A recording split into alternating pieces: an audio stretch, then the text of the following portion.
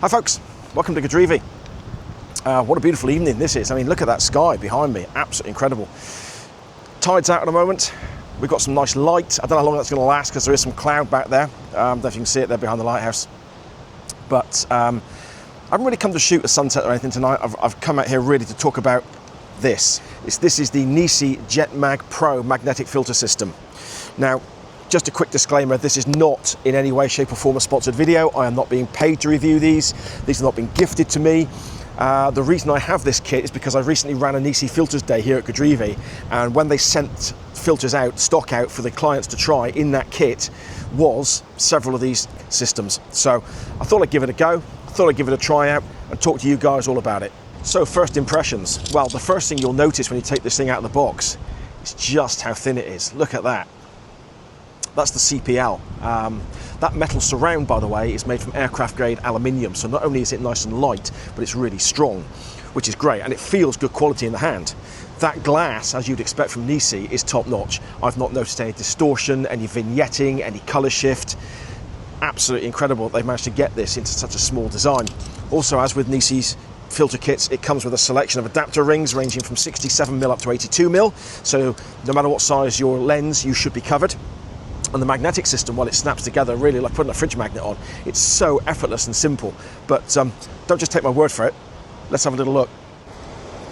So here we have that magnetic 77mm adapter ring, which I shall attempt to place onto the lens from behind. I don't normally do this when we do this while the camera's off the tripod. So this could be a bit of a challenge, just trying to get it to grip in there. I think we've got it.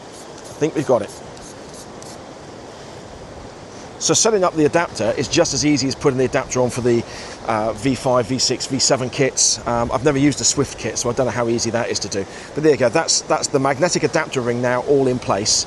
So now what we want is the CPL. Now I must say this is one of the bits that I do particularly like with this filter kit. So there's that CPL. And look at that, one hand plopped into place. Now, if I rotate it, that does lock the kit so that it won't come off the end of that adapter. To be fair, even if I move it around so it's not locked, I've still got to put a bit of force behind it to pop it off. So at no point have I been in any way, shape or form concerned that it's going to pop off the end of that filter. To be fair, I mean, you could potentially knock it off when it's not in the locked position. And obviously with the CPL, and you're rotating that CPL, it's not always going to be in the locked position. But I think in order for that to come off at the end of the lens, in all honesty, you'll have to have knocked your camera over. And if you've knocked your camera over, I think you've got a lot more to worry about than just whether or not that filter is still in place. So anyway, that's the CPL on there. And that is the 6-stop ND. The filter kit comes with a 3-stop, 6-stop and 10-stop ND, which is pretty much the same as most filter kits anyway. So that's the 6-stop ND. We'll pop that into place, and I can lock that then in line like so that that's not going to go anywhere. Looking good. That's looking very nice. And that sky is looking absolutely incredible. This is the kind of faff-free filtering that gives you far more time to chase the light. So as I said earlier on in the video, I have been shooting with this kit now for about the last week, and I've taken some images in a couple of different locations. One was down at Zena Head. I took some photographs out here on a quite bright sunny afternoon just to see how the 10-stop filter worked in those conditions. And I did shoot some when I was here on the NiSi day. So what I'm going to do now is I'm going to put those images up on the screen for you to have a look at. I am really impressed with the quality of this kit, I must say. So this is the very first image that I shot using the NiSi Jetmag Pro kit. This is taken at Pendower Cove, which is just before you get to Zena Head. In the distance there you can see Gurnard's Head, which I'm sure most of you will be familiar with. So this image was taken using the CPL and the 10-stop neutral density filter, the ND. This exposure was 256 seconds, which is just over 4 minutes. As you can see, it's reproduced the color beautifully. There's no color shift, there's no vignetting, there's no distortion. I wasn't having to deal with any particularly bright highlights. I mean, there is a strip of light on the horizon, but it wasn't overpowering. And because there was so much cloud, there wasn't blotches of highlights mixed in amongst the clouds. So using a GND with this wouldn't really have been necessary anyway. So I think it was a great image to get started with. And yeah, I'm pretty happy with this, to be perfectly honest. It's come out looking really, really nice. So my second example image here is Godrevy Lighthouse, and there are many technical challenges with this particular shooting through this gap, looking towards the lighthouse. You've got to consider the time of day, the light, the tide. It's very easy to get cut off here. So if you do shoot from this particular spot, watch that tide, because I wouldn't want anyone to get into trouble. But I was interested to see how well the filters would work with that dynamic range, that bright sky, the bright light on the lighthouse, yet that darker light, the shadow inside this actual little gully. This is shot using, again, the CPL and the 10 stop ND. This is a 20-second exposure. There's no GND involved. There's no bracketing involved. This is a single image. All of these images that I'm sharing with you are single images. And I think actually it's done a really good job. I think normally I probably would have been using a GND for this. And I think what I had to do, because of the lack of having that graduated neutral density filter available to me, I had to do a little bit better job in actually selecting my shutter speed in the first place and making sure that my f-stop, my ISO were correct, so I didn't get any blown out highlights in there. But I think, again, it's done a really good job. It's reproduced the color fantastically. Again, there's no vignette and there's no color shift. So again, another image that I'm really pleased with. Image number 3. For this one, I was able to get out on the rocks to a spot that I wouldn't normally be able to shoot from, because that tide was very, very low by this point. This is taken obviously using the Jetmag Pro system, the circular polarizer, and this time I've gone with the 6-stop ND. That's given me an exposure time of 1/10 of a second, which is around about what I was looking for. For me, this was about capturing the texture and movement of that water rather than going for a very long exposure that just smoothed everything off. And of course, because I was now out of that gully, I have those brighter highlights to deal with. But actually, not having a GND doesn't seem to have made too much of a difference to the shot. There's no blown out highlights in the sky. There's no blown out highlights on the water. And I think it's done a really good job of handling that texture and that movement. So now we come to those images that I shot on the NiSi Filters Day here at Godrevy. And I'm sure long-term followers of my photography will already have spotted the fact that this being a black and white image is not my normal medium. However, when I came to edit this image, there was so little color that it actually worked better as a black and white image. And I think with those waves coming up over the rock in front of us there, it gives a nice sense of drama to the image. Obviously, for this particular image, I was using the Jetmag Pro system again. This is using the CPL and the 3-stop ND. Now that 3-stop ND has given me a shutter speed of 1/4 of a second, which is a shutter speed that I like to use when there's water movement involved, water over rocks, waterfalls, streams, that kind of thing. It just helps to bring out that little bit of texture.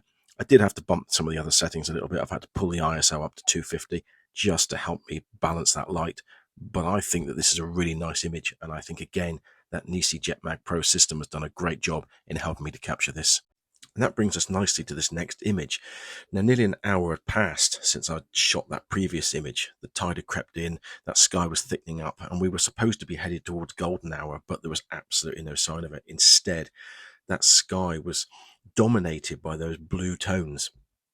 I was still working with the NiSi Jetmag Pro system. I'm using the CPL to cut through the glare and a 3-stop ND to give the water just a touch of motion blur. To hold that sweet 1/4 of a second shutter speed, though, I had to bump the ISO to 400. But the result, I think, is a balance between movement and sharpness, texture without chaos. Images like this are about waiting, not just for the waves to crash, but for everything else to come into place. And with a filter system this intuitive, you're not fiddling with gear. You're watching, breathing, anticipating, and capturing that moment. By the time I captured this final image of the day, blue hour was in full swing. I swapped out the 3-stop ND, put the 10-stop ND in, dropped the ISO down to 50 and pushed the exposure time out to 15 seconds just to slow everything down. The result of that? Waves transformed into mist, edges softened, and the whole scene wrapped in cool blue tones. That's the beauty of using a system like the NiSi Jetmag Pro. It gives you the space to wait for the right moment. No fuss, no faff, just you, your camera, and the ocean exhaling in slow motion. So what do I love about this kit? Well, obviously there's the fact that you can swap those filters in and out really quickly. That's going to be really useful when you're in rapidly changing conditions, whether that's light or weather. Being able to change those filters quickly, just snap on, snap off, it's really, really a bonus, because when you're using something like the V7 kit that I normally use. You've got to take the holder off, you've got to take the filters out, you've got to put the filters back in, you've got to put the kit back into place. So that's a major bonus. The other thing, as I said previously, I've not noticed any weird color casts, no kind of color shifts, anything like that when I've been using the filters. It all comes out looking exactly as it should, which again, absolutely fantastic. That CPL will still rotate even once the filters are all in place, which again, makes your life so much easier. The V7 kit, much like the V5 and the V6 before it, comes with a little wheel on the side so you can rotate the polarizer with everything in place. Absolutely amazing. So the fact that this still rotates is great. And also there's the fact that the case is nice and compact. That's the case that I'm using for the Jetmag Pro, and that is the case that holds simply the holder for the V7 kit. There's nothing else in there other than the V7 holder and the adapter rings. And look at the size difference of that. That's incredible. So the fact that that is so much smaller and lightweight, particularly if you're doing a lot of traveling, this is amazing. So what's not ideal? Well, it ain't cheap. But to be fair, no decent filter system is. And if it's cheap, it's not a decent filter system generally. So I don't think that should necessarily put you off, but it is a serious investment. The other thing, as we touched on earlier on, is that the magnetic filters could come off in theory if they're not locked into place. However, as I said just now, I think that if it comes off, it's because the camera's fallen over rather than anything else. I honestly don't think it will simply pop off. You've got to put a bit of force behind it to get that thing to come away in the first place. So I don't think that's necessarily a concern, but I need to highlight that it is a possibility. It could happen. And the other thing is that I think you'll be a little bit spoiled, in all honesty. Once you've used it and you know how easy it is to swap those filters in and out, I think you'll feel a little bit spoiled, and maybe going back to a screw-in kit or to the V7 kit might be like swapping your car for a horse. For someone like me who's always chasing that last bit of light, often shooting solo and trying to keep things simple, I think this kit is nearly perfect. As I said earlier, that lack of a GND is a concern, although again, as we mentioned before, I've heard or read that NiSi are working on a holder to allow that kit to be used. So that there is the possibility of using GNDs with this in the future, and also there is that variable neutral density filter that I've not been able to try, which the things I've heard about it suggest that it's actually very good, and I suspect that it will be, but like I said, I've just not had hands-on with it to be able to tell you exactly what it's like. Will the Jetmag Pro kit replace my V7? Probably not at this point. I think it's quite difficult for me to justify the cost of purchasing this kit to replace the V7 kit that I've already invested in quite heavily.